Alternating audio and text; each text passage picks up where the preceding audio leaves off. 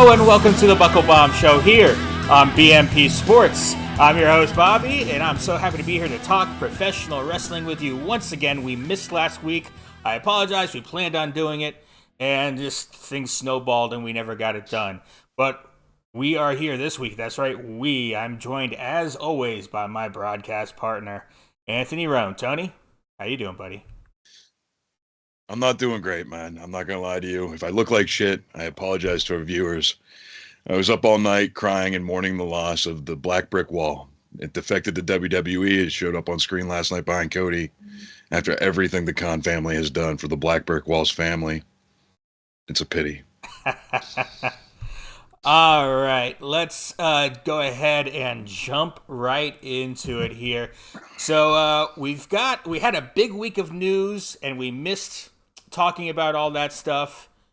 And then this last week, there wasn't a whole lot of stuff, so we're still going to talk about all the stuff we were going to talk about last week, basically.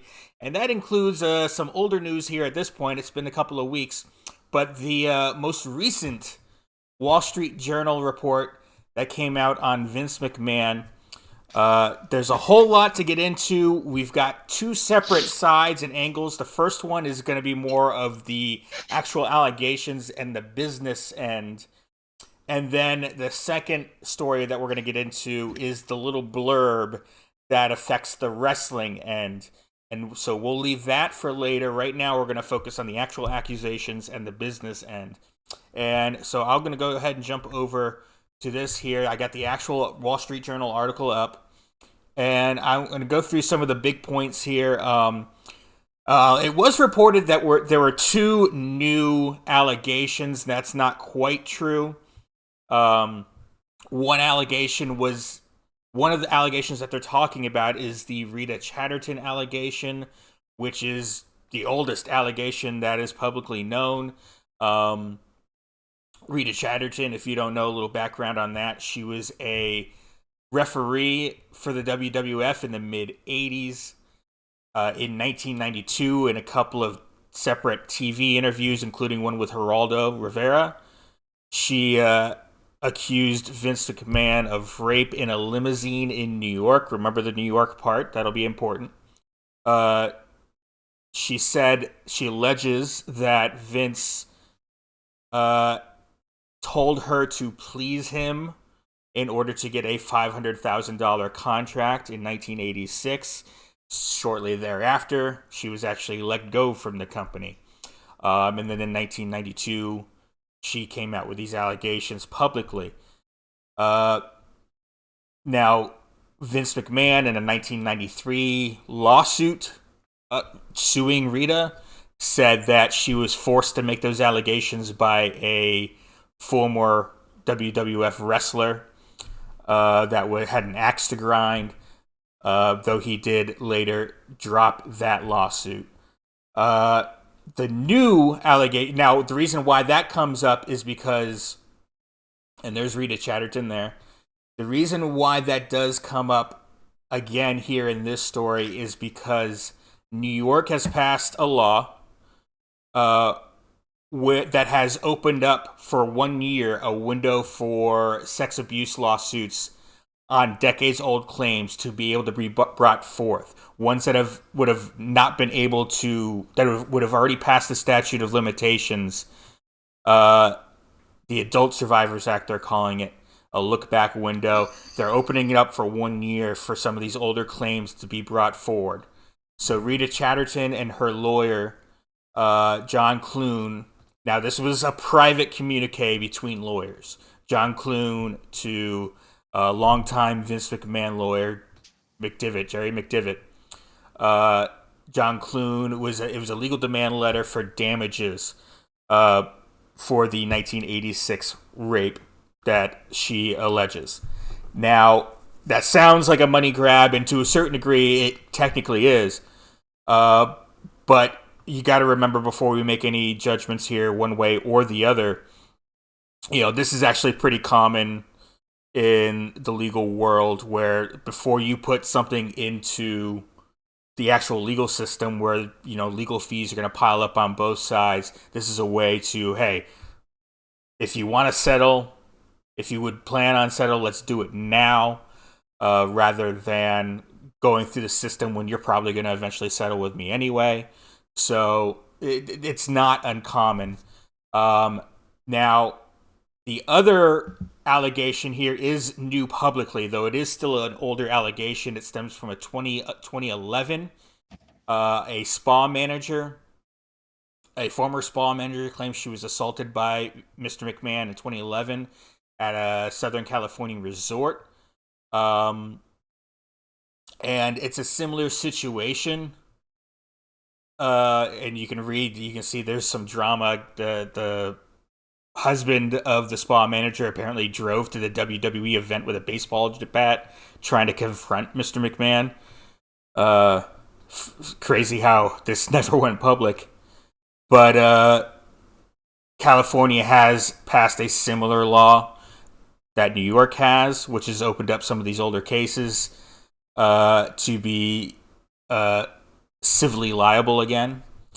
So her lawyer, this spa manager's lawyer, has also sent in, it's a very similar situation, a letter of financial demand before any lawsuit has happened. Now, it does say here that Vince McMahon, I believe it's up here, he does say Vince McMahon refuses to pay any demand settlement. So we do have that. But what do you think of these? And there it is right there. Mr. McMahon has told people he refuses to pay settlements. What do you think of these new allegations against Vince and what they may mean for the business as it stands right now? So I really honestly feel like, there's a certain, best way to word this, when most of your adult life you've had more money than you know what to do with, you feel like law doesn't apply to you, which is absolute bullshit. And it's terrifying to think of how many times Vince has actually gotten away with this that just hasn't been reported yet. Right. Myself personally, I think statute of limitation on rape is fucking bullshit. But going forward, this doesn't hurt WWE. Not a prayer. Vince is out of the company despite, having these fucking delusions of grandeur that he might have been able to come back. He is still a majority shareholder, which gives him a certain amount of voting power with the board. And of course, anytime one of these stories comes up, I mean, you can look right here. What are they showing? I mean, it's the stock. It's there's the WWE logo right there. So, and the soon-to-be former headquarters. So, certainly there is still an image problem. Anytime one of these stories comes out, it's the WWE logo plastered all over it, which can affect advertisers to a certain degree, though the fact that Vince isn't there anymore is obviously a good step. Another part to this story from a business perspective was interesting here. They mentioned the board's investigation, which has concluded. Now, you may remember a lot of people were talking about, he paid these women with his own money. Why is it an issue at all? Which was obviously short-sighted, though even you and I were like, at least he paid them with his own private money and not WWE money. It turns out... Surprise, motherfucker. It turns out that is actually partly what the board found was wrong. And let me see if I can find that particular blurb here in the article. But it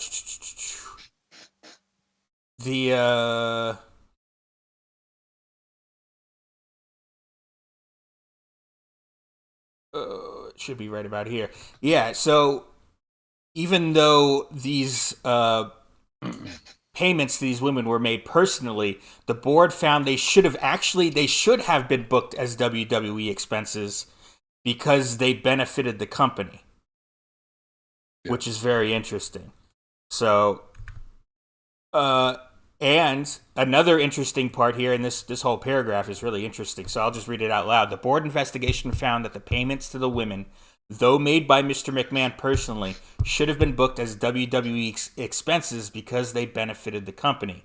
A related board probe seeks to assess damages, and listen to this, seeks to assess damage caused by Mr. McMahon's secret PACs and to determine whether legal action against him by the board is warranted, said people familiar with the matter. In other words, if these secret PACs, if it's found that these secret PACs caused financial harm to the WWE and to its shareholders, the board, this related probe, this other inquiry that's going on right now, will determine legal action by the board is necessary. And it would be, by the way, basically forced. The board would have to sue McMahon for this money because they have a fiduciary responsibility to their shareholders. They would need to go get that money back. So they would have to, including chairwoman of the board, Stephanie McMahon, would have to sue Vince for this money, which is a very interesting wrinkle. Now, I doubt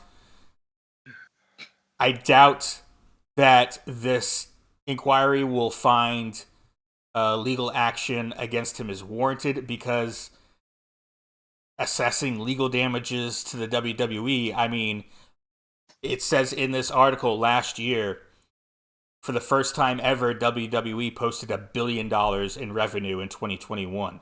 So they're making more money than they've ever made by far.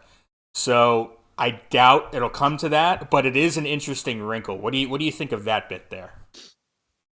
I mean, geez, this is like a real life Succession, if you've ever seen that show. Just going back to briefly what you said about the WWE logo being in every shot. This isn't the first time the actual WWE logo has been through something like this. Unfortunately, in the crazy world we live in, I doubt it's going to be the last. I mean, you remember the steroid trial, you remember the Chris Benoit incident, you remember even with the Eddie Guerrero thing, that they harkened back to the steroid trial. But it's so bizarre when you hear board members saying that covering up alleged rapes should have been paid for with company money. Like, does that not just sit wrong with anybody else? And the irony in all this is too, if you look at the total amount Vince McMahon paid over the years, legitimate fact, Vince McMahon paid more money to cover up rapes and sexual assaults than he paid for both WCW and ECW combined. Crazy to think about when you put it in that perspective. The fuck are we doing here, man? Like, that dude should be fucking strung up by now. Granted, you have your judiciary duties of, innocent until proven guilty, da-da-da-da-da. But fucking scumbag predator. Well, it's very interesting. You go back and you hear the details of the Rita Chatterton thing, which I'd never delved into until this article. But it's like, oh, wait a minute. That sounds very similar to the legal aid this year. The story that started all of this. She didn't allege it was against her will, but it was, hey, you helped me out a little bit, and here's an extra $100,000 on your paycheck each week. That, and then shortly thereafter, she was let go and got a big settlement to keep her quiet. Maybe if he'd paid Ms. Chatterton money back then in 1986, that would have never been public. But, and I'm not, that sounds like a joke, but, Jesus, that's what he's been doing. Maybe he learned his lesson after Rita, and not the right way. He's just decided to spend money doing what he wanted to do. But yeah, it looks like this has been a pattern for way too long, and there's almost certainly women out there that we don't know about that haven't become public yet.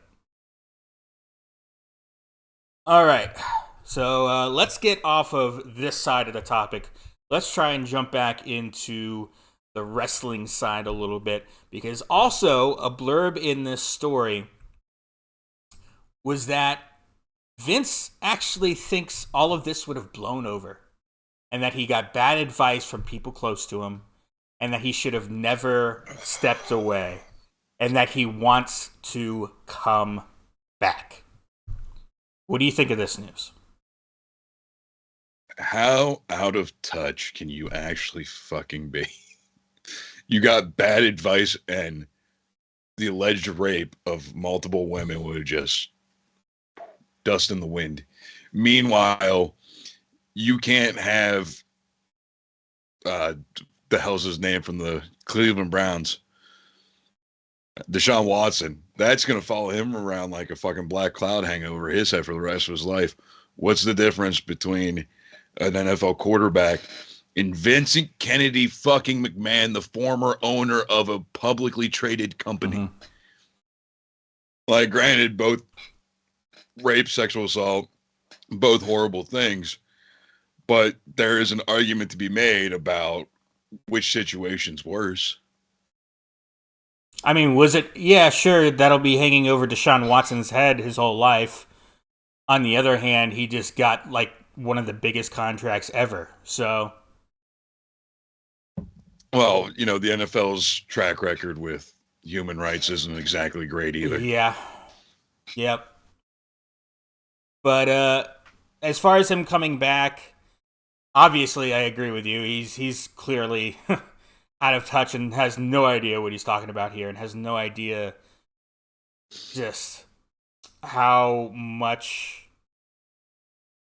I don't think he realizes the world now, in the social media world, that all this stuff is out there and it's not going to go away.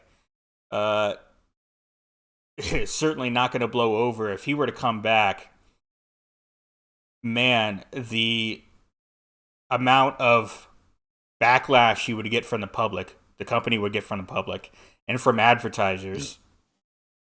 So just from a business perspective, from a perception perspective, and apparently from a locker room perspective, because Fightful Select and Sean Ross Sapp here, you can see this, discussing this, and he went to his sources in the WWE, and apparently no one there wants him back, whether it be talent, whether it be higher ups in the company, and everyone in between. There was even, let me see if I can get this here. People were worried about people that have been rehired since. People like Bray Wyatt and Dexter Lumis and all this. You know, what's going to happen to him if he comes back? Is he going to get rid of him again? You know, and then someone said it would be a selfish move for Vince under any circumstances. And this is apparently a higher up in the company. The reason he left, how business is done since then, everything is up. He would only be coming back because he wants to come back, and that would be selfish, though that's his history. The fucking ego on this guy. Right?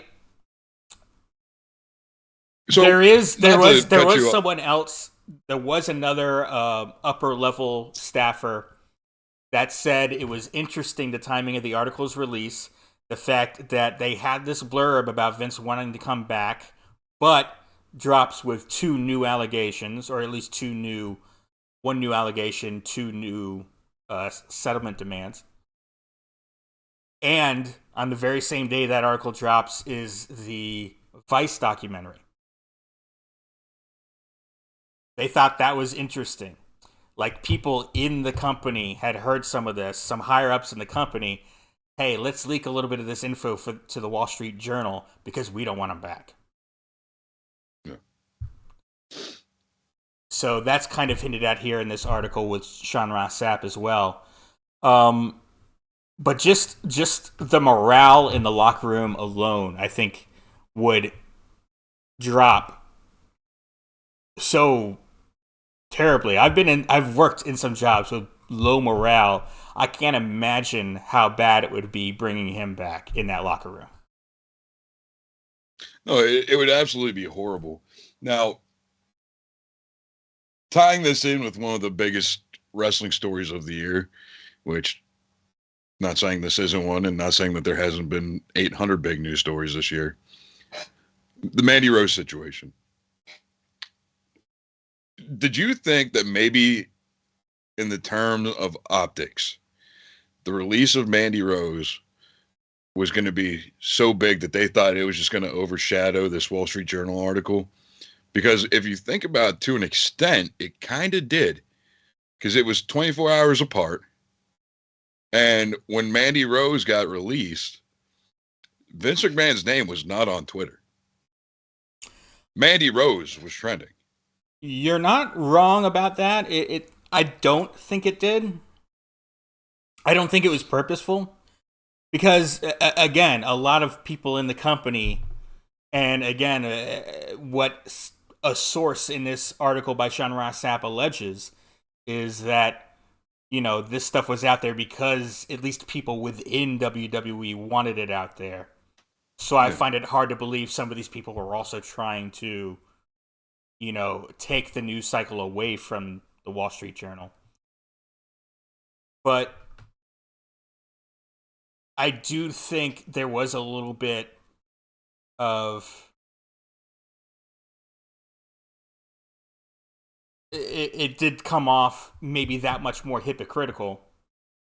Here we are, we've got our former owner and our former CEO and chairman of the board who we had to force to retire because of all these sexual assault and sexual abuse allegations against women.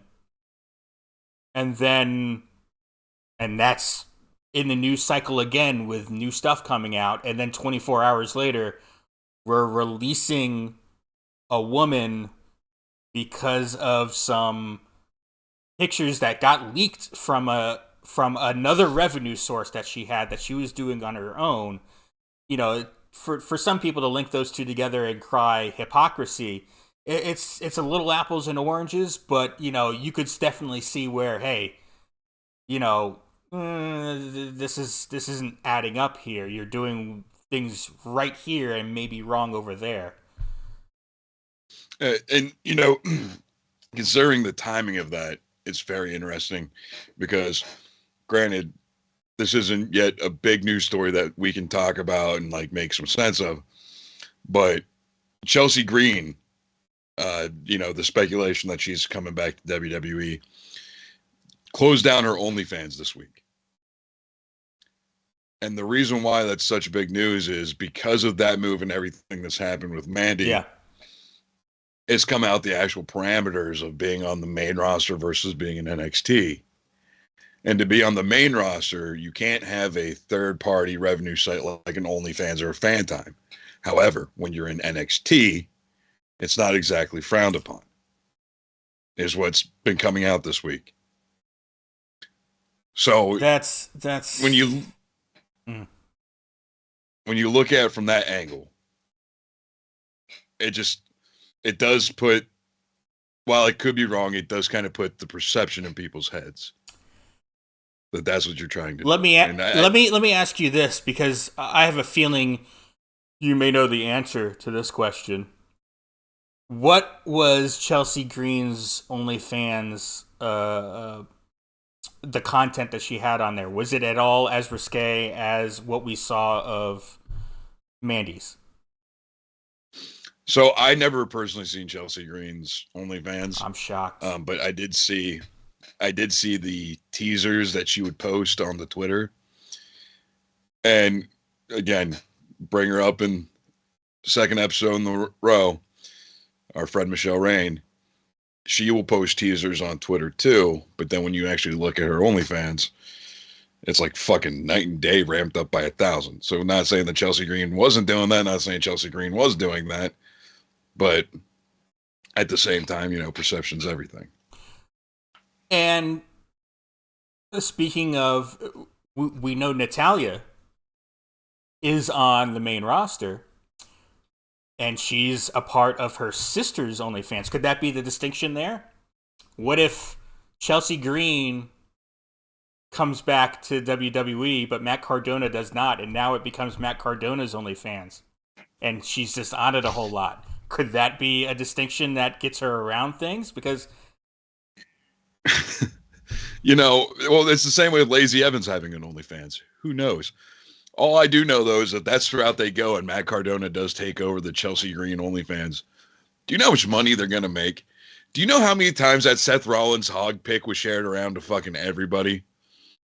There's always that curiosity amongst men and women. What does his dick look like? And I guarantee you there are people in this world that pay $20 a month to see Matt Cardona's hog. Woo, woo, woo.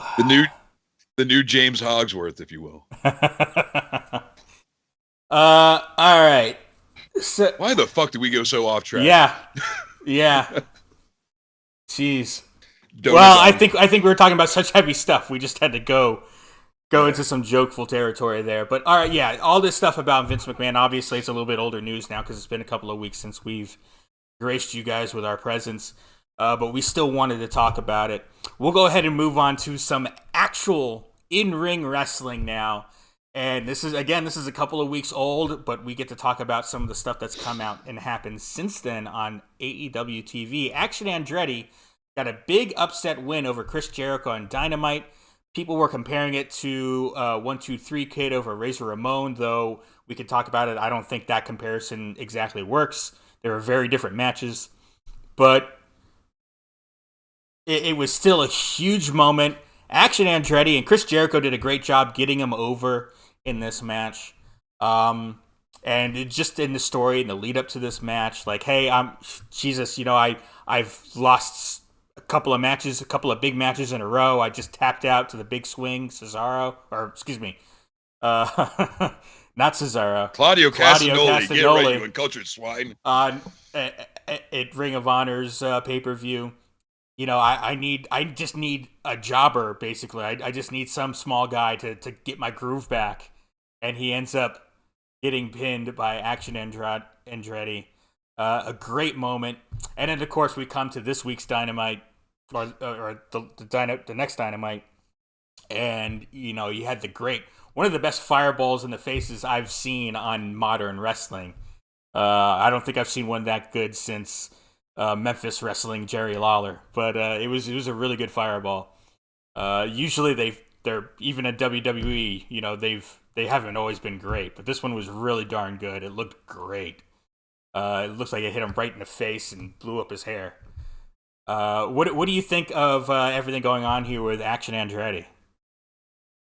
I thought it was actually a really entertaining match. I'm excited to see what this guy's going to do going forward. I think the interesting thing, though, is since the match has taken place, Jericho responding to the hate that it got is absolutely beautiful. It's a locker room veteran sticking up for the young guy.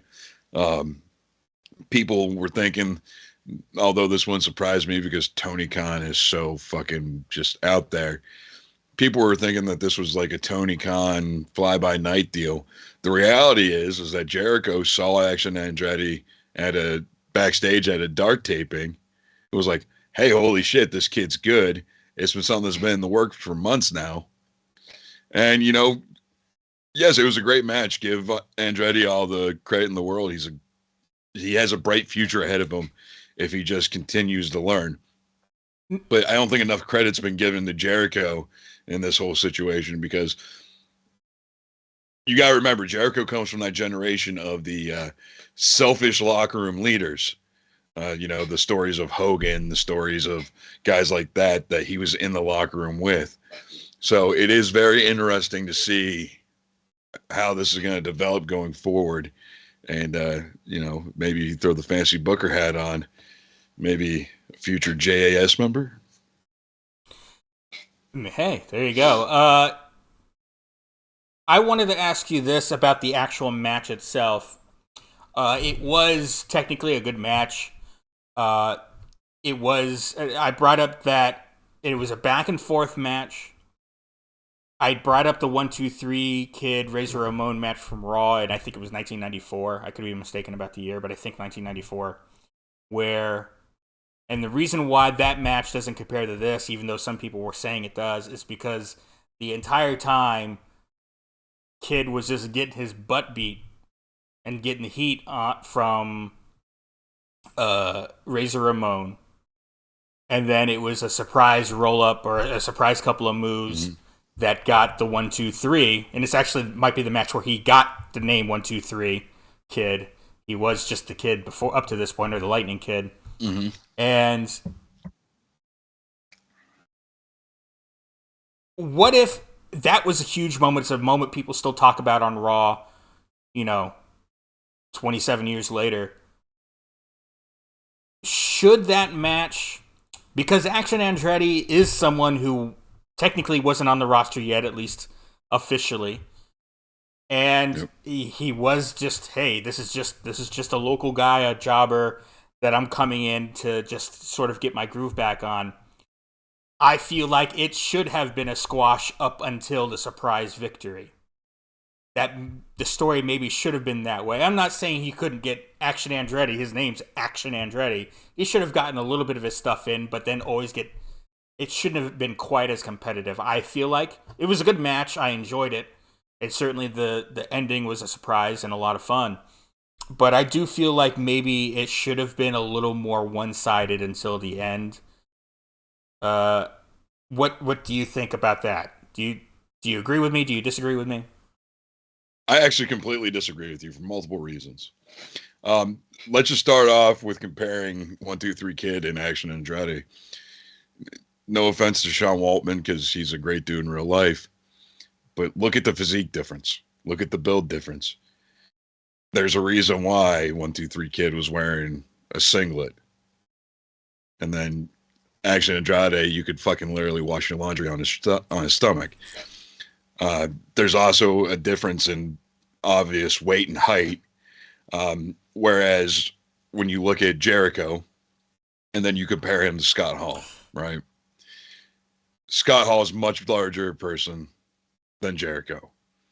So it's really hard to make the comparison that Jericho should have been just putting the boots to a guy who's very similar in size to him, the way Scott Hall was able to do it and make it look believable to 1-2-3 Kid. I'll give you that. The size difference between Kid and Ramon is definitely very stark. Ramon's bigger than he's really thought of. He was huge. He was 6'5", in that range, really, really fucking built.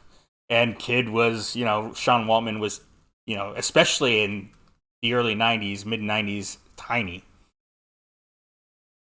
So you don't have that size difference. So I'll agree with you there. That's an element to the match where you can say, yeah, they're a lot closer in size here, so it should have been more competitive. The other thing is, and I hate saying this, look at the career 1-2-3 Kid ended up having, or X-Pac, or Sean Waltman. Not saying that it wasn't a storied career by any stretch of the imagination, and I'll probably get some heat for this. Without DX and NWO, it's definitely not Hall of Fame worthy. He's a two-time really Hall of Famer. Come on. Because of DX and NWO. So, being clicked up in the back doesn't really hurt either. But yeah, and don't get me wrong, X-Pac's a great wrestler and everything like that, but he's more well known for his issues outside of the ring. It's the same reason why, and correct me if I'm wrong, China is still not individually in the Hall of Fame. Sometimes that unfortunately overshadows your accomplishments. I mean, you held the European title, which has been dissolved for years now, 3 times, I believe. Tag team champion twice, once being with Kane. Did he ever hold the Intercontinental Championship? I don't remember him holding it now. I don't think he did. Did he ever hold the WWE Championship? No, certainly not. He wasn't a world champion anywhere significant. Exactly. So, do you want this kid that has potential one day to be in the world championship picture? Because you see guys like Sammy Guevara, Daniel Garcia, fucking Darby Allin potentially being in these world championship positions. When you got a dude like Action Andrade who's bigger, better physique, better build, he can work on his personality. We don't know what his mic skills are like 100% yet, but he could be the next fucking big thing in professional wrestling. Do you really want him starting his career off like a 1, 2, 3 kid at that point? I think they would be a good starting off point. I'm not saying he can't spin it off of that and become his own thing and go on to bigger and better things. Hopefully he does. Uh, Again, to spin off your point about Sean Waltman and the Hall of Fame, does he deserve it? I counterpoint. We all know Sean Waltman was the guy in WWF in the late 90s where if you wanted to bring someone in and take a look at someone and figure out if he could go, it was X-Pac that they sent him out there with, because X-Pac could come back and say, oh yeah, this kid can go. This kid's worth keeping around. Or, you know what? I didn't like, he doesn't have it. And they would listen to him. So there's something to be said, even though maybe he didn't hit the levels of drawing and he didn't hit certain championships and all this stuff. As far as in-ring talent, he was valuable behind the scenes to a certain degree. Where, but while I agree with that, and this isn't putting anything bad on him because he was a great talent, but let's move past the 1, 2, 3 kid thing. What memorable WCW moments does Six Pac have? Just give me one. there was the Wolfpack versus, and the Wolfpack, the original NWO Wolfpack, not the red and black Wolfpack, which was Nash, Hall, and Six versus Kevin Green, Roddy Piper, and Ric Flair. And Six was the bump, the guy taking all the bumps in that match. He was the one flying around, because look at everyone else in that match. You had Kevin Green, you had the older Flair and Piper, and then you had the bigger Hall and Nash on his team.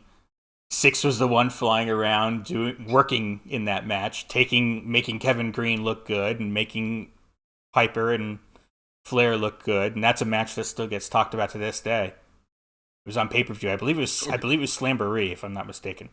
Yeah. So that's one from WCW, and then after that, he had like maybe 2 moments in WWE: the invasion of the Norfolk Coliseum, and telling Hulk Hogan, "Hey, you suck, pal," on live TV. And then if you're feeling really froggy, let's go with 3 memorable moments because he was potentially in the worst goddamn faction of the late 90s, early 2000s, and they had fucking Uncle Cracker do their theme song. So I thought some Sean, of the, if you ever see this, man, I love you. there was some great stuff with Shane McMahon. I thought this is some of Shane McMahon's early good work. If you want to talk about Shane McMahon as someone who became fairly decent in the ring as a non-worker, his early matches, I think WrestleMania, was it WrestleMania 2000 or WrestleMania 17? It was WrestleMania 2000, X-Pac and Shane McMahon, and that was actually a pretty good match, probably because of X-Pac carrying that. So there's another moment, and the whole Kane and X-Pac and Tori thing. I remember that. How can you forget about Tori? Right? There was some storytelling there that was interesting. It got a little weird towards the end, but I remember that stuff fairly well as well. So it's not like he was forgettable. Obviously, he was never in the main event of a pay-per-view or anything like that. Never in the world title. And that doesn't necessarily disqualify you, because look at how many deserved Hall of Famers that should have been world champion that aren't. 2 that come to mind: Scott Hall, Mr. Perfect, Kurt Hennig. Right. So, and let's not forget, just kind of backtracking on what I said. I believe Sean Waltman deserves to be in the Hall of Fame for one reason and one reason only. and it's not WWE related. What kind of is? This man shows up at GCW, the World. First time they ran Hammerstein Ballroom in a Vince McMahon mask. Comes out in the middle of the Joey Janela Matt Cardona match to No Chance in Hell, wearing a fucking Vince McMahon mask to distract Cardona. And then when Brian Myers comes out to help Cardona, you hear the DX song go off. Fun fact, WWE can't fucking sue because they used the Run DMC version to make the save. And that right there is legendary enough to me for Sean Waltman to be in the Hall of Fame. But that's, me. So are you saying if DX, if Billy Gunn ever wanted to make a DX entrance at AEW, they could license the Run DMC version of Break It Down? So, funny story. Turns out most of the songs that were on, like, the Ruthless Aggression album or the WWE, like, perfect example I heard of this. Back in the day, there was a version of Stone Cold's theme song that I think he only ever used once on Raw. And it was just to come out with. And it was Snoop Dogg and WC. That song you'll never find anywhere again because WWE lost the licensing rights to it. Same way with Saliva doing King of My World for Chris Jericho. Gone forever. WWE lost the licensing rights for it. If you actually go back and you look at how many amazing theme songs that I'm sure WWE paid close to $1 million for mainstream artists to make for their wrestlers that they've eventually lost the rights to because they just let shit lapse. Interesting. Oh. It is always interesting going back onto the network and looking even at old WWF and WWE stuff where you think, oh, wait a minute. WWE was using Voodoo Child there for Hulk Hogan for a while, but it's not on the network. They've got it dubbed over. Why is that? But you still have Cult of Personality for CM Punk on the network. How are they still paying rights fees? No. It's that when they had Voodoo Child licensed, streaming wasn't a thing yet.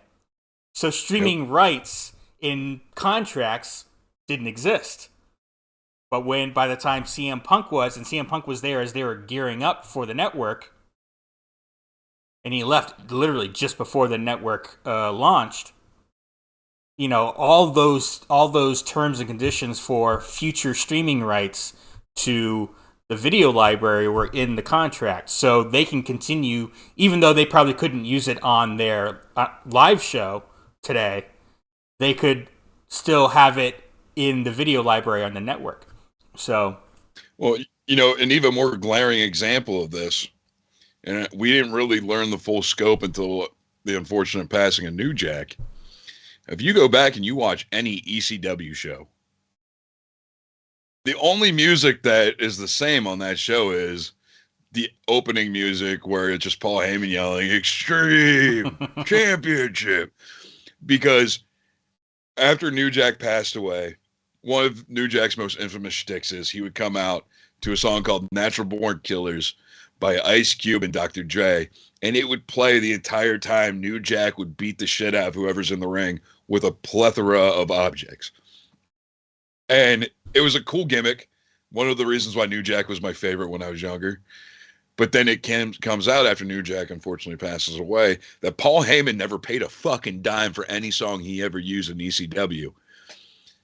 So when you go back into the library and why the hell is all this music different? There you go. All right, so to use a term from Bischoff in 83 Weeks, we got into the weeds on this one. We started with Action Andretti, went through 1, 2, 3 Kids, Sean Waltman, and now we're talking about music rights in wrestling. We're having a fun time with this episode, but let's go ahead and move on to our next main topic, our last main topic for this show. We talked about on our last full show, we talked about the Wrestle Kingdom card on January 4th in the Tokyo Dome. That had been announced up to that point. Many more matches have since been announced. We pretty much have a full card here. So let's go ahead and talk about the matches we haven't already talked about that have since been announced. So I've got the website here that has their announced card. This is we can skip that match. These opening matches here, the 3 minute time long, 3 minute match there. We talked about this one, right? The 30 minute. Oh no, we haven't. No. The Antonio Inoki Memorial 6-man tag team match. So with a 30-minute time limit, Yuji Nagata, Satoshi Kojima, Togi Makabe versus Tiger Mask, Minoru Suzuki, Tatsumi Fujinami. Man, that's a heck of a 6-man tag there. Wow. Okay, yeah, that's gonna be amazing. Because I recognize every name there, which is pretty incredible for someone who doesn't watch New Japan. I mean, that's a legendary roster. Yeah, and obviously it's in memoriam of Antonio Inoki this match.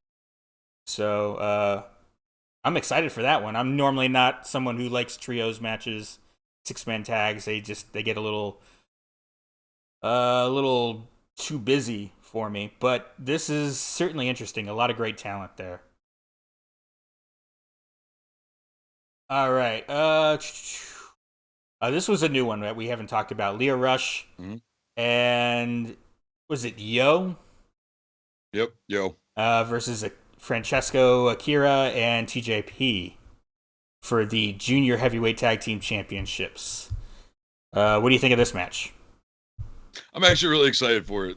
Leo Rush, since he made his comeback, I don't know if you remember, he was signed to AEW for a cup of coffee. Yeah, this is like his third comeback, isn't it? Something like that. Yeah, he's struggling with a lot of shit personally that, unless you actually get that shit worked out. Okay. It's hard to deal with.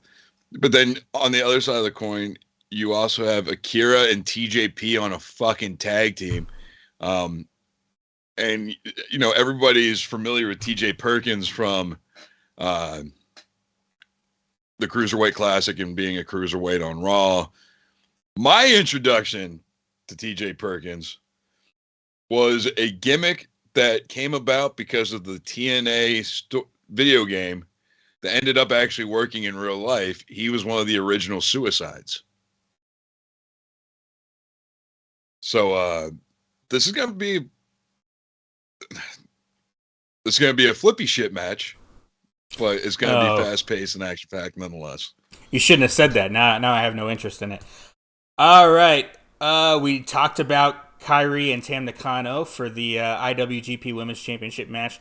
Now that we're almost positive that Mercedes Varnado is a part of New Japan Pro Wrestling and Stardom, do you think we see her? We both believe Kairi's going to successfully defend her championship here, right? Yeah. Do you think Mercedes comes out, Mercedes Moné comes out at the end and faces off with Kairi? Do you think she shows up? I would like to think so, but I think, and this is just me personally, everyone's going to have their own subjective opinions on this, but I think there's a bigger storyline than Mercedes coming out of this match. What's that? And I think it's the reported, not saying that this is going to happen, but the reported Forbidden Door entrant for the Women's Royal Rumble match this year, potentially being the first ever IWGP Women's Champion, Kairi Sane. To me, that's a little bit bigger than the former Sasha Banks going to Stardom. Because that builds a road to seeing Sasha Banks in a WWE match. Maybe not contracted, but again, we live in the upside down, Bobby. Anything is possible. You're just way too positive about that sort of thing. It's not going to happen, buddy. All right, another match we didn't get to talk about. Oh, my boys. Yeah, we know what's happening in this match, unfortunately. Yeah, the IWGP Tag Team Championships. One of the, they just lost the Ring of Honor titles to the Briscoes a few weeks back. Now they have a tag team, an IWGP Tag Team title match or title defense against Yoshihashi and Hiroki Goto. I think we both believe they are probably losing the titles here. Do you agree? I agree. And I will never forgive Tony Khan for fucking up potentially one of the greatest storylines since the Hardys leaving Impact and Ring of Honor and going back to WWE. If you recall, the Hardys went around to every independent promotion in the nation, every promotion that wasn't WWE in the nation. And for a 6-month stretch, they won every tag team wrestling title possible. And they lost it Supercard of Honor to, ironically enough, the Young Bucks. Next night, they show up in Orlando at WrestleMania. I don't know what the future of FTR and AEW is, but they screwed the pooch so fucking hard by having the AAA Tag Team Champions, the IWGP Tag Team Champions, the Ring of Honor Tag Team Champions, not being the AEW Tag Team Champions. And for that, I will never forgive them. And we know where this is heading, unfortunately. And not unfortunately, because Yoshitatsu and Goto are great wrestlers. And they deserve to be Tag Team Champions. But it's just unfortunate that it's going to be at the expense of FTR. Let me ask you a question. I don't remember exactly. I remember the image, but I don't remember how many belts. Ultimo Dragon. And those appearances on Nitro. How many belts did he actually have in that image, in that moment? Do you remember? I believe 10 plus. Okay. I mean, shoot 4 on each wrestler. A tag team coming out with 2 on each arm. And hey, maybe you could have thrown in an Impact Tag Team Championship in there too, or a GCW or something like that. Yeah. I mean, man, it's hard to get all these promotions working together. And I guess, AEW had whatever their plans were and didn't want to change them. But man, it was more so than you might think. Certainly not like it was in the territory days. Yeah. When, you had Jerry Lawler as AWA champion, and then they couldn't make a deal with Gagne, so he just kind of kept the belt and never defended it. But let's be real. Excluding WWE tag teams, FTR was the most over tag team in the world of 2022. All right. Despite, Tony Khan fucking over and burning a lot of bridges with a lot of companies this year for some weird fucking reason, there would have been companies that would have been chomping at the bit to have FTR hold their tag team titles. And hey, they weren't on AEW TV a whole lot anyway. Now, I don't begrudge them having the titles on the Acclaimed right now.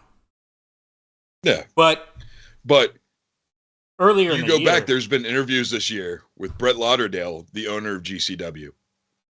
He would have loved to have FTR in a tag team match.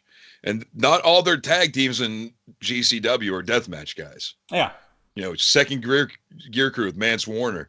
That dude's going to end up on a roster someday, I'm telling you. Scott D'Amore, the president of Impact Wrestling, also said he would have loved to have had FTR on Impact programming. So there was potential for them to add 2 more fucking belts to these guys. And we know these guys want to work as much as possible. They want to be out there wrestling. And we couldn't get them a fucking AEW tag team run with all these belts? Are you fucking... And putting those the belts eyes of the world would have been in front of AEW. other people? Yeah, getting those belts with the AEW logo on it in front of other people? Come on. Yeah. But... You want to break through as a global fucking brand, and you're going to send your best tag team to the biggest Japanese wrestling show of the year without an AEW title on them? Are you fucking kidding me? They had the Ring of Honor title. That's what they were pushing. They're going to go to fucking Triple Mania this year as the AAA Tag Team Champions. You want to push into a more logical country like Mexico because, I don't know, it's attached to the fucking United States without the AEW Tag Team titles. Like,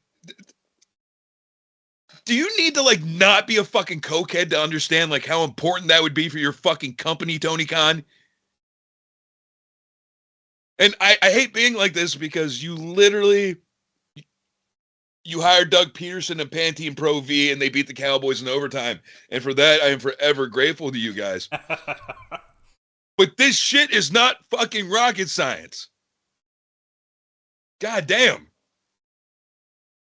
All right. Well, we got a little bit more on Dax Harwood coming up in quick jabs, but let's. We talked about the TV championship tournament final. Uh, we talked about Carl Anderson and Tama Tonga. Tomatonga, put some respect on his name. Tama He just won Tonga. the best body of 2022 in New Japan. It's a weird fucking award to give out, but he won it. So we got Kaiji Muto's last match. Shoto Amina, Hiroshi Tanahashi, and Kaiji Muto versus Bushi, Sanada, and Tatsuya Naito for a 30-minute time limit match. What do you think of this? As you know, and especially because of how traditional Japanese wrestling is, it's going to be Kaiji Muto that takes the fall. Which is interesting enough because they are wrestling a faction known as LIJ, Los Ingobernables de la Japan. Roosh, Andrade, all those guys are also part of LIJ. Yeah. I think this is going to be a really interesting match, though. I truly do. Tetsuya Naito is arguably one of the best wrestlers in the world today, with Sonata being not too far behind him. So this will be a good match. All right. Wait, one. Is that Shada? That's John Moxley's young boy from when he was doing his New Japan run. Oh, yeah. Yeah.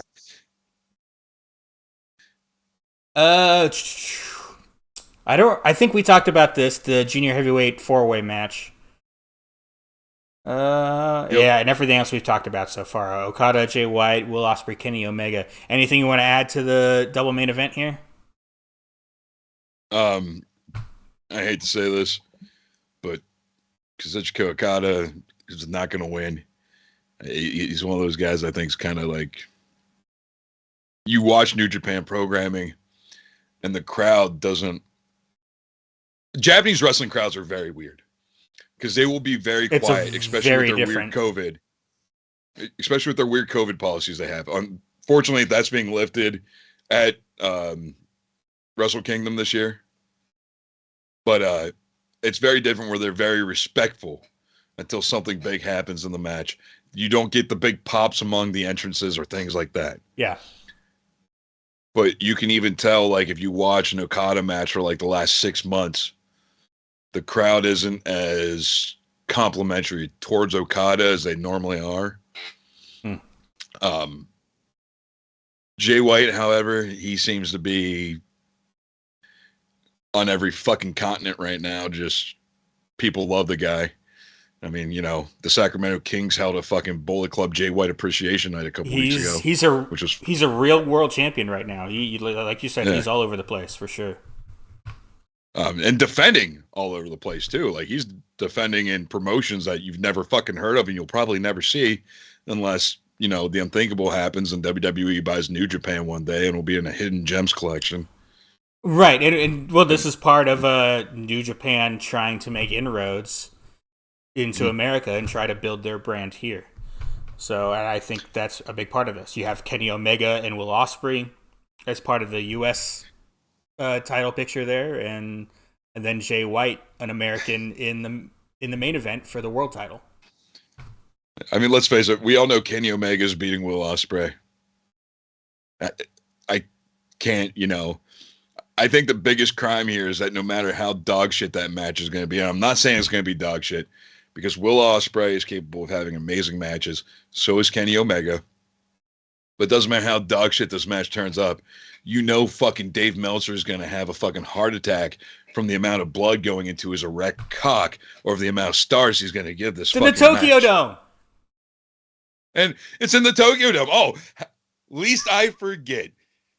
This match is getting fucking 10 stars, I guarantee it. So you think Omega's going to have the IWGP US Heavyweight title and the Trios title coming out on the Dynamite?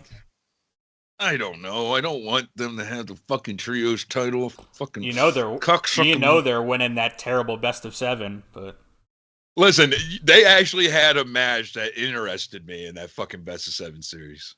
I've tuned out of that stuff long ago. What happened? Well, they were tired of the hammer being a factor. The one little bit of story they were putting in the first couple of matches, yeah. So they did a no disqualification match where Kenny Omega got hit right in the fucking cock and balls with his barbed wire bat. Oh, okay. So yeah, it doesn't sound. I mean, despite pain to Kenny Omega, yeah, it doesn't sound all that interesting to me. All right, we'll go ahead and move on to our quick jabs. There's a couple of things. We'll go ahead and start with one of yours first. Oh gosh, we talk about them before the show, and then we almost forget. That's why I have to bring up reminders for me. Yeah, fuck. I wish I was as professional as you are, but. Well, we'll talk. Well, while you try and remember, I'll go ahead and bring up this one here. So, AEW Dynamite. We talked about a couple of weeks ago that they have someone who's new in charge of production. He's got the Kevin Dunn job for AEW. He wanted that job in WWE. He was a step below. Kevin Dunn was never going to get out of his way. So he left WWE a couple of years ago, but he was one of the most well-liked people in WWE on the production side. He works for AEW now, and he's had a hand in creating all these new graphics for AEW for the new year. And they released a little clip here. Here it is, just a little 15-second teaser of some of the footage of what will be footage for some of the new graphics of the wrestlers here. Looks like a red, white, and blue theme here, which changes up from the yellow. The set's going to be different, we hear. Are you excited? It's been 3 years of Dynamite now. Are you excited? Almost 3.5. Are you excited for an updated look for Dynamite? Oh, I'm sorry. As I was looking up the quick jabs I ran across Nikita Lyons' Christmas photo shoot. You just met her. Come on, dude. I know. By the way, nicest person ever. Smells wonderful. Couldn't have been nicer. I'm just gonna remind you, she touched your back in your onesie that you're wearing. I'll throw up that picture. She pulled me closer like I was Tiny Dancer. But what do you think of these graphics here? I'm good with that. We talked earlier off camera, and we talked about how these graphics really reminded us of Main Event. But just the color scheme. It's good. It's good to change things up from time to time. Raw does it about every fucking 5 to 6 years. Unfortunately, their latest decision kind of looks like dog shit, but that's just me. But yeah, good on AEW. I hope it works out for them. Honestly, I wasn't a big fan of the exploding powder look. Thought that was a weird flex for a show called Dynamite, but okay. Right. So, yeah, I'm good with that. All right, so I found one of my quick jabs. I just wanted to bring up the picture here of you and Nikita since we talked about it. Listen, we're practically married at this point. What can I say? I'm moving in with her next week, Yeah, okay. All right, man. What was one of your quick jabs? All right, one of my quick jabs was Tony Khan finally addressed the lack of television time for some of the AEW talent. Recently, during an appearance on the Grab City podcast, another wrestling podcast, Tony Khan addressed the screen time of some of the AEW wrestlers. And he said there are dozens of wrestlers featured throughout Dynamite and Rampage every week. And throughout those hours, you see a lot of names, but there's also dozens of names in AEW you're not seeing every week. And sometimes they're silent about it. Sometimes there's a reason for that. Somebody's hurt, somebody's working on a project, somebody's being repackaged, or frankly, there's not enough slots in 3 hours. On other sports teams, and this is where it gets interesting, you don't really see it as much. It's not really common in the NFL for the backup quarterback to blame the coach because he's not playing. It's not really common in the NBA for the backup point guard to blame the coach because he's not getting minutes. I take it and I take it with a smile and I keep taking it with a smile. It's okay. I understand everybody wants to wrestle and everybody wants to do things. Everybody is coming from oranges, but we have a lot of great wrestlers here. And when they're here and when we can get everybody involved, I love that. What the fuck, dude? That was word salad if I ever saw any. Yeah. He made a lot of sense when he started talking about the sports teams, and it's like he fucking did like a gator tail off the desk, and it just all went to fucking mumbo jumbo land. Well, and I remember seeing. I didn't see this whole quote. I just brought it up here, so it's on the screen right now. But I just saw the little bit about other sports teams. You know, when you're the backup point guard, you don't blame the coach that you're not getting minutes. But wrestling is a bit of a different thing. It's a work. So it is, I mean, to a certain degree, it is on the booker that you're not getting, you know, we were just talking about FTR. So, and who are we blaming for that? Tony Khan. So, on the other hand, with Miro, where do we put him on the show right now? Does he deserve to be on the show? Should be on the show? Certainly, he got pretty big at one point in WWE, but you know, he never really did anything that made him stand out in AEW. I thought I felt like his character was kind of watered down a little bit, got a little too jokey rather than the monster he should have been. And meanwhile, though, they tried to fix that, and he got over on his own. God's favorite warrior or whatever the fuck it was, where he was just a ruthless fucking killing machine, where he would literally say like a creepy ass fucking like biblical threat to whoever his opponent was, and he would always end up with God or my smoking hot wife I'm gonna fuck later or whatever the hell it was. But that gimmick he was doing was getting so fucking over.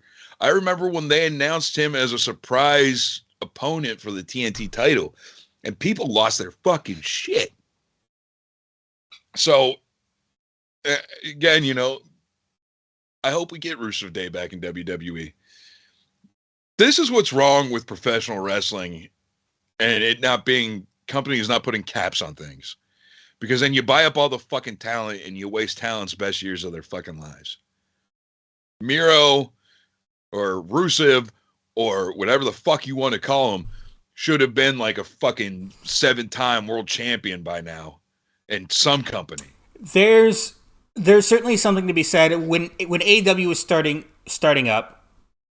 They obviously needed talent to fill TV time on Dynamite because, you know, a lot of the best talent was in WWE at that point. They had the Elite and they had Cody and they had, you know, a few pieces here and there, but, you know, they needed to fill in the undercard with people like Sonny Kiss and Colt Cabana and these ones that, you know, weren't necessarily wrestlers that are either up and coming or have been part of the game for a while.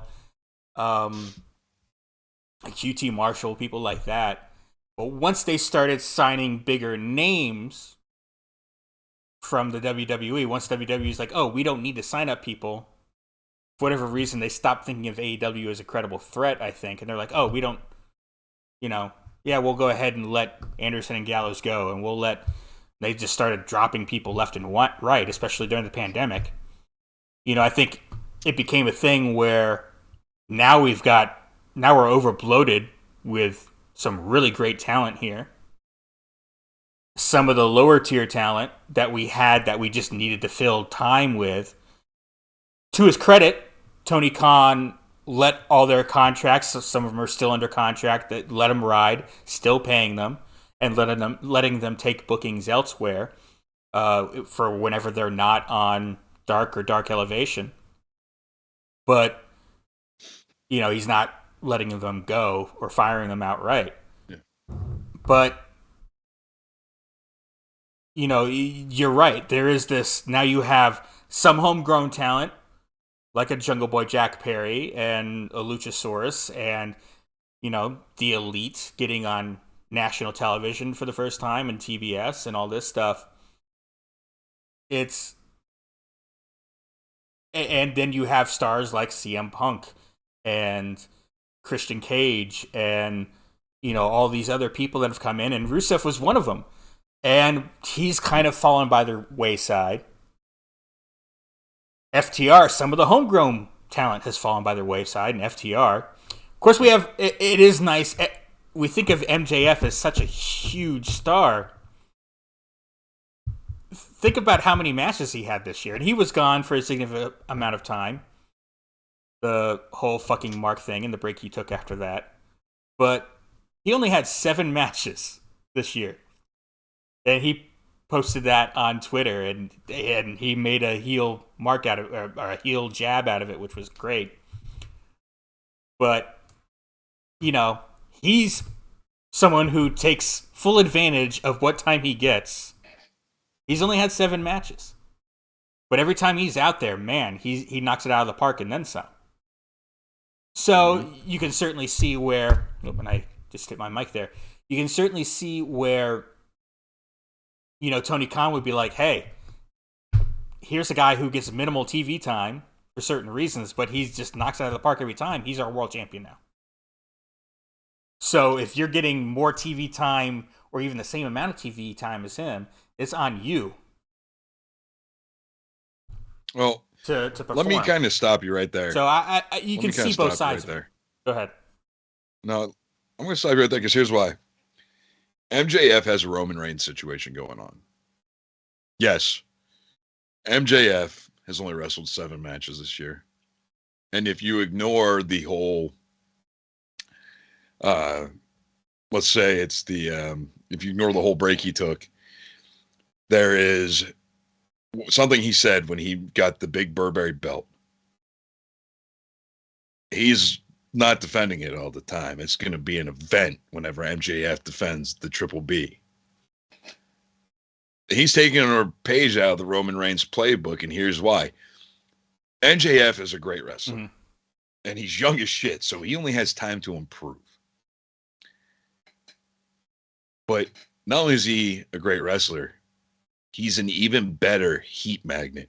Where anytime you give him a microphone, he's going to have that crowd so over on him to take such a fucking hardcore nosedive in a second. And that's the kind of great talent MJF is. That's why it feels like we see him on our screens more than that, is because we always do see him on our screens. MJF is one of those talents that doesn't need to constantly be in a fucking match to remind you why he is the champion. Agreed. And I think he was in the best feud of the year with him and Punk. Isn't there? And I'll put that on MJF. That was as much, if not more so, on MJF than it was on Punk. I think him and Punk, they were great foils for each other. And I agree with you, but unfortunately, I don't see it the same way. I think that was a greater feud as a whole, where the actual feud itself was MJF versus AEW. But, But anyways, we'll talk about all this. A little programming note here, another quick jab to the face I'll throw in here. On Friday, a video will drop. Me and Tony will be talking about the best and worst moments of the year. I haven't talked to you about this off the air yet, Tony, but I also actually want to bring back the card for a few episodes where we'll bring up our top 5 best and worst matches. So look for that coming out in the next couple of weeks. I want to do our card. I want to get that back into production. We've had some timing issues with getting things filmed, but we're definitely going to have a video on Thursday, just a podcast style like this. It'll release on the podcast feed as well for the audio only listeners. It'll be just a general discussion about the best and worst moments of the year in wrestling. And then we'll have some cards coming up where Tony and I will each give our top 5 best and worst matches. It'll be 4 separate episodes. So, and that'll be only on the YouTube channel, BMP Sports, youtube.com/Bomb Media Productions, for those of you listening on the podcast feed. All right. I got another quick jab here. let's promote another podcast. We know the Gentleman Villain podcast is ending, but on the last episode, they announced that show will be reorganized into a new podcast with a new, because, we need another wrestling podcast, FTR with Dax Harwood. And the first episode drops on Thursday. How fucking excited are you for this? I follow Dax Harwood with a fucking microscope on Twitter. I think he is one of the criminally most underrated, hilarious wrestlers of all time. Their little back and forth about the PWI tag team top 500 with the Briscoes is criminally underrated in how smart ass of a quip that was. He's also a provocateur, if you will, where everything that he says, especially after a loss on social media, gets analyzed with a fine-tooth comb every time. So to hear him on a podcast where he's unfiltered and not restricted with what he can say, because say what you will about the whole AEW situation, the way Tony Khan handles things, he is very good with letting his talent do and say whatever they want. Prime example, one of the best rivalries on Rampage right now, House of Black versus Eddie Kingston and Ortiz. Eddie Kingston is a dude that he will literally go on a tangent in interviews about how much this wrestler fucking sucks and why, and he's not afraid to go after people in his own company. Not saying that Dax does that, but you get some tequila drinks and Dax Hardwood and you give him a subject, and I feel like we're going to get some really interesting topics. Well, and you mentioned how people really listen to Dax Harwood and his interviews and things he says. And I think that's because he comes off, at least, as very honest and genuine, and he's opened up in the last year about some of the personal things he's been through as well. He had a great couple of interviews with Renee Paquette on her Sessions podcast. Paquette. And yeah, that's what's got me really excited for this podcast. It's probably going to be right at the top of my podcast rotation, starting right on Thursday. And the first episode will be about CM Punk, so I'll be listening to that one. I am so excited for this.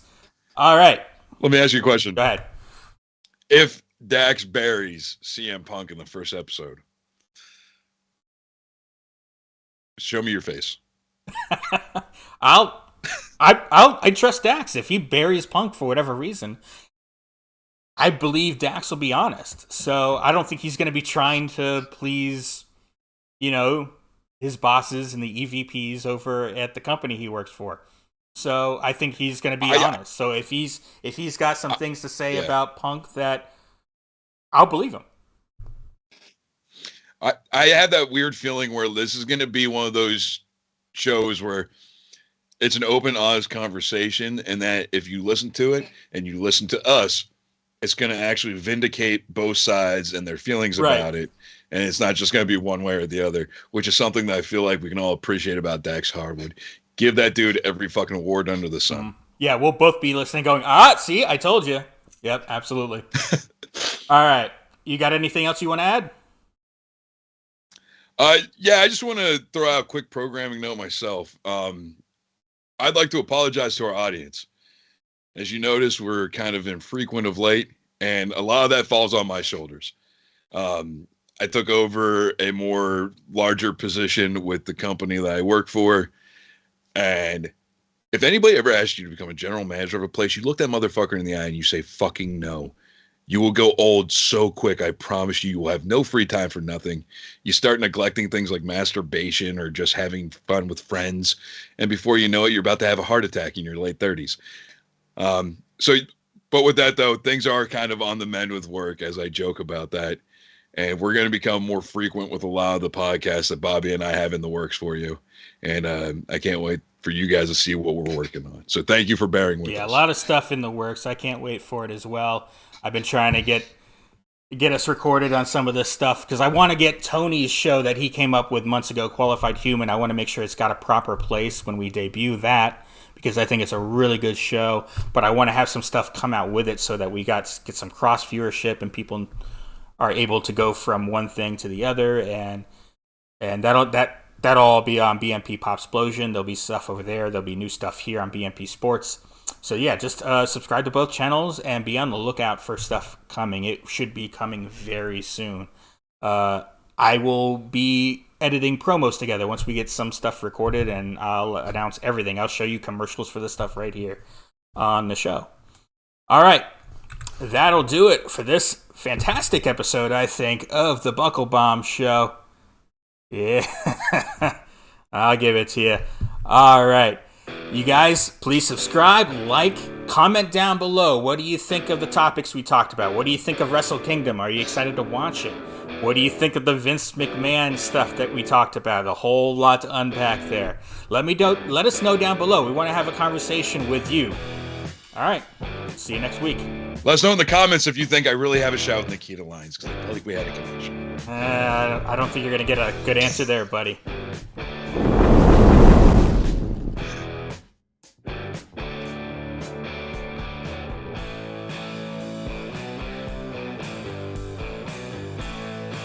The preceding announcement has been paid for by Bomb Media Production.